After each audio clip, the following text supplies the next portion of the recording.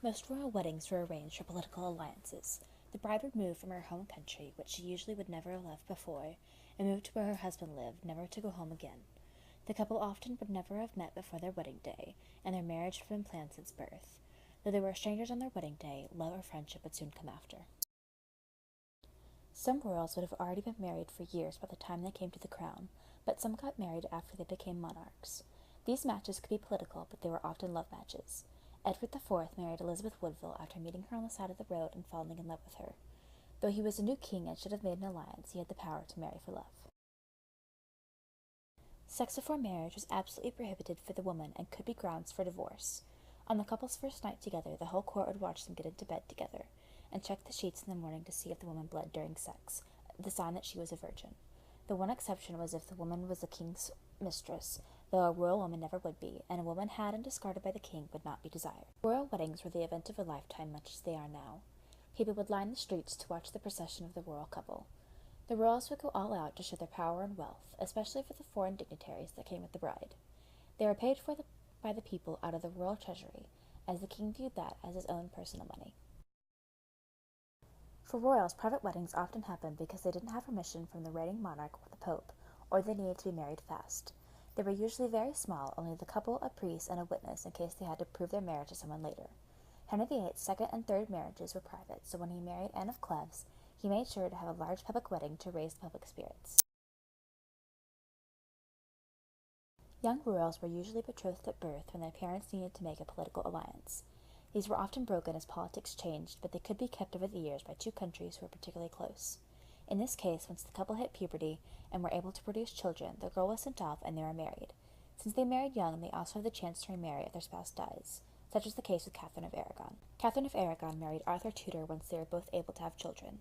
When he died at age 15, she was able to marry his younger brother Henry. They received a dispensation from the Pope, and they were free to marry once Henry became king. He ignored this dispensation 20 years later when he decided it was against the Bible for them to be married, and he created the Church of England, which let him divorce Catherine and marry Anne Boleyn. Divorce was not allowed under the Catholic Church except for very drastic reasons. When Henry VIII wanted to divorce Catherine of Aragon, he did not have a good enough reason, and the Pope told him no. Anne Boleyn convinced him that the fact that he was king was reason enough, and Henry created the Church of England and put himself at the head so he could grant his own divorce. One of the only reasons for divorce under the Catholic Church was infidelity. As a monarch, the king could have as much sex as he wanted, both inside his marriage and out. The queen was expected to ignore the king's flings and focus on having babies. If a queen were to have an affair, it would be considered treason against the king and would be punishable by death. Henry VIII married Catherine Howard in 1540 after his divorce from Anne of Cleves. She was young enough to be his granddaughter, and she was not raised with many morals. The king adored her and didn't notice as she fell in love with one of his favorite servants, and only believed the story of her infidelity when a priest slipped a note to him. He sentenced her, her lover Thomas Culpeper, and several other men accused of sleeping with her to death. With royals, the main point of getting married is to have legitimate heirs. The royal couple would be under intense pressure to produce as many children as they could, preferably sons. No children meant that the monarchy was unstable, and after the king died, the kingdom could erupt in civil war over who was the rightful king. Parents were not very hands-on with the children, only make sure they were learning what they needed to, and then went on to make more heirs. Dowry was money that came with woman when she got married. The kind of match woman could make usually depended on the size of her dowry. Kingdoms that were poor tried to marry their sons to wealthy women, and women from poor families tried to get men to fall in love with her, so the size of her dowry could be ignored, and she could share some of her husband's wealth with her family. Anne of Cleves came from a poor country and managed to marry the King of England. Anne of Cleves came from a poor country and secured a marriage with Henry VIII because he needed an alliance. When she had an awful first encounter with the king in disguise, he decided he could not marry her, but it was too late. He treated her terribly, and when he offered her a divorce, she accepted, not wanting to end up like his first two wives. She remained in England as the king's sister, second only to the queen. Though a queen's main job was to produce heirs, if the king and queen were particularly close, he would rely on her for advice concerning the kingdom. It was important for a queen to know how to run a kingdom, for when the king went off to fight wars, she would be left at home to serve as regent in the king's absence.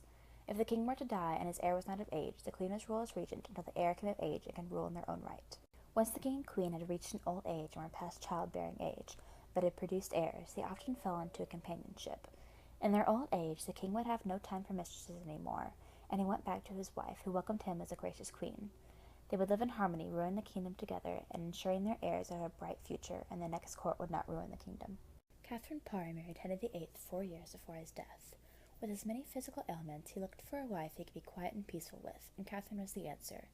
Married twice before, Catherine was well versed in how to handle a husband.